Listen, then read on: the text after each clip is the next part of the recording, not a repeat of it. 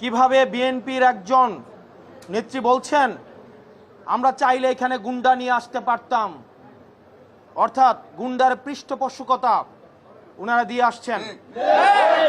আমরা দেখছি নির্বাচন কমিশনের বাইরে লাঠি সোঁটা নিয়ে মহড়া দিচ্ছে।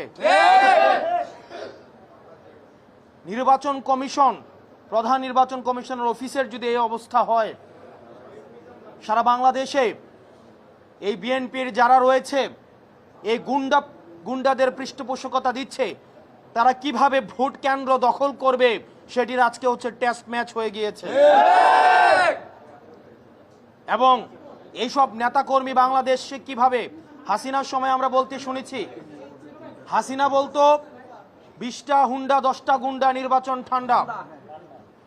আর আজকে রুমিন ফারহানা, যিনি হাসিনার কাছে ফ্ল্যাটের জন্য আবেদন করেছেন, যিনি হাসিনার পতনে সবচেয়ে বেশি আমার মনে হয় কষ্ট পেয়েছেন, সবচেয়ে বেশি কষ্ট পেয়েছেন, তিনি হচ্ছেন রুমিন ফারহানা।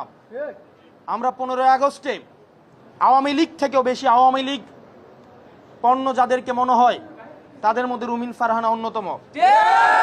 উনি সব সময় বলে থাকেন বিগত 15 বছর নাকি উনি অনেক ভালো ছিলেন। উনি অবশ্যই ভালো থাকবেন, কারণ উনি যত ধরনের আওয়ামী সুবিধা রয়েছে সব ধরনের সুবিধা উনি নিয়েছেন। নির্বাচন কমিশনের যারা কমিশনার রয়েছে, আপনারা যদি মনে করেন আপনারা নিজেরা আপনাদের এই নির্বাচন কমিশন পরিচালনা করতে পারবেন না, আপনারা অন্যরা কেউ পরিচালিত করে আপনাদেরকে, আপনারা মানুষের সামনে সেটি প্রকাশ করুন। না হয় নিকট অতীতে আমরা নুরুল হুদা কমিশনকে আমরা দেখেছি, তার পরিণতি আমরা দেখেছি। বাংলাদেশের মানুষ আবার কোনো মঞ্চস্থ নির্বাচনের দিকে যেতে চায় না। এবং বিএনপির আওয়ামী বিষয়ক সম্পাদক রয়েছেন অনেকেই, যারা আওয়ামী লীগ থেকে বেশি আওয়ামী লীগ। বিএনপির আওয়ামী লীগ বিষয়ক সম্পাদক যারা রয়েছেন তাদের মধ্যে অন্যতম রুমিন ফারহানা, আওয়ামী লীগের সুবিধাভোগী, আওয়ামী লীগের ফ্ল্যাটভোগী, এবং যারা গুন্ডা দিয়ে নির্বাচন কমিশনকে ঠান্ডা করে দিতে চায়, যারা একটা প্রেসক্রিপটিভ ইলেকশনের দিকে আবার যেতে চায়। আমরা এই বিএনপির আওয়ামী বিষয়ক সম্পাদকদেরকে বলবো, আপনারা জনগণের পালসকে বুঝুন, 24 পরবর্তী জনগণের পালসকে বুঝুন, নতুবা আবার বাংলাদেশের সংকটের দিকে যাবে।